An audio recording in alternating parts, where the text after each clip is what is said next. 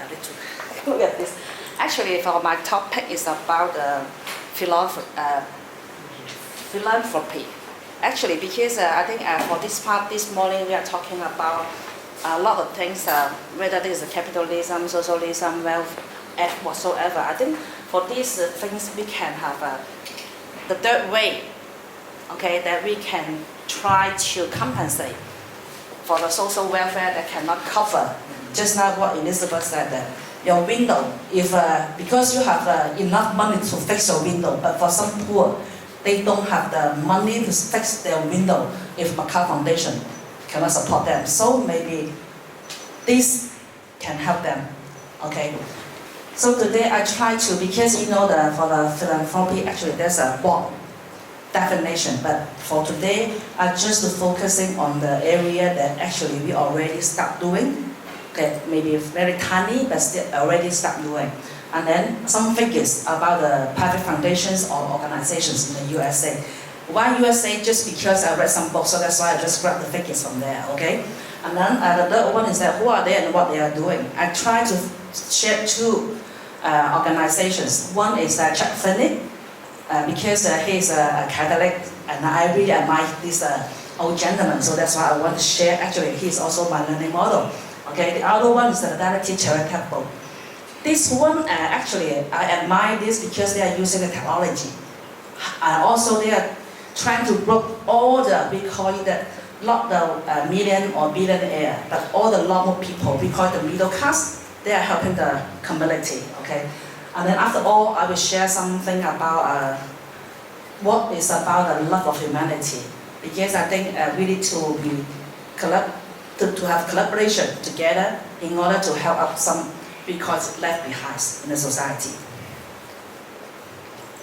This is a long sentence, but I don't want to read it. But this is something from the, actually not only from the Philanthropy Charitable, also from the book called Just Giving by Rob Lighty. Okay, actually, love of humanity is the definitions that I think I was being translated in the past years. Okay, because actually I'm running my own business after working for in China for more than 10 years. Okay, and then after all, I found that in the big corporations, actually they have a lot of resources are wasted.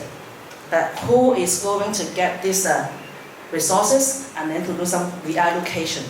I think something that maybe we can spend some time on it, and then how to work. At that time I was working in China, but all our manufacturers are in Europe, okay?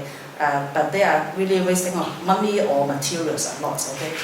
So for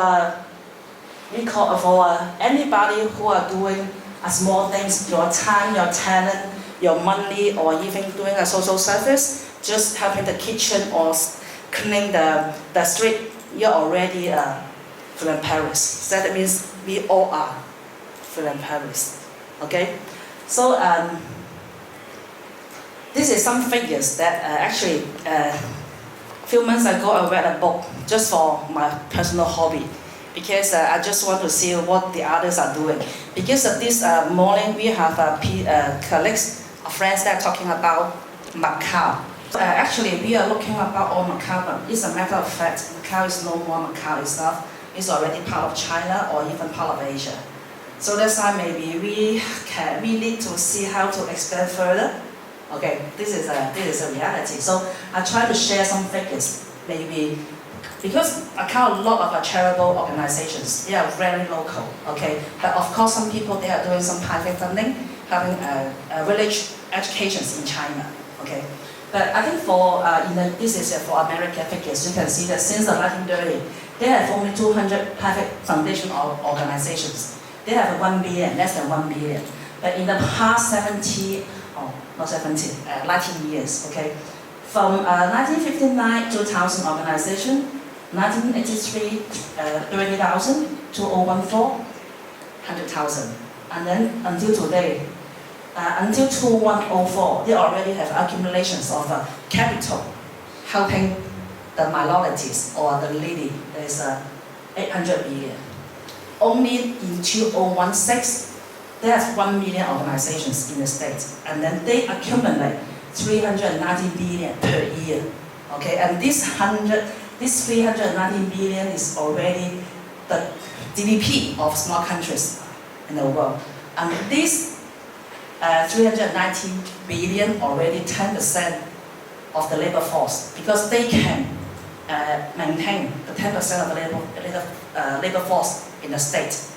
What this can tell is that actually this is a business. Okay, this is not NGO. This is NGO, but because in the state they have very good tax system to encourage the wealthy people or even normal people like me, like you, can be a donor, can be a philanthropist. Okay, so I think for this one, from here and then we can go further. You know what these people are doing. There are so many people working on this, and then there are so much money devoted in this area. This guy is called Chip Finney, is already 90. He already finished his money in 2016. His belief or slogans, giving when living. Okay, don't just save your money or contribute your money when you're already in heaven, but just do it when you're still in life. Okay, so actually for his organization, they are trying. He is the founder of Duty Free. Okay, nobody know that. Okay, he is the founder of Duty Free. It's okay. So that's why he just so happened he got his fortune with few friends after he come back from the battlefield in the First World War. Okay, and then so that's why in this world it's a matter of fact. Some people they just have the chance or opportunity or the capability to get the wealth. Okay, of course the timing or just so happen. Of course they are very hardworking. Okay, but after all he just devoted all his money, 8 billion. Okay, and that's since in 1982. But he is very low profile. Okay, even Bill Gates, Warren Buffett being inspired by him. Okay, and then actually what he's trying, his business is not only in the States. He reached Australia, Bermuda, Cuba, North Ireland, Republic of Ireland, Vietnam, and South Africa, and then all area. He covered all area. Medical, kids and elderly, and then parenthood, higher education or elementary education. Even I dare not to put a picture. Even we call it the minority. For example, the gay, or we call it the minority. This is a reality. The matter is a fact.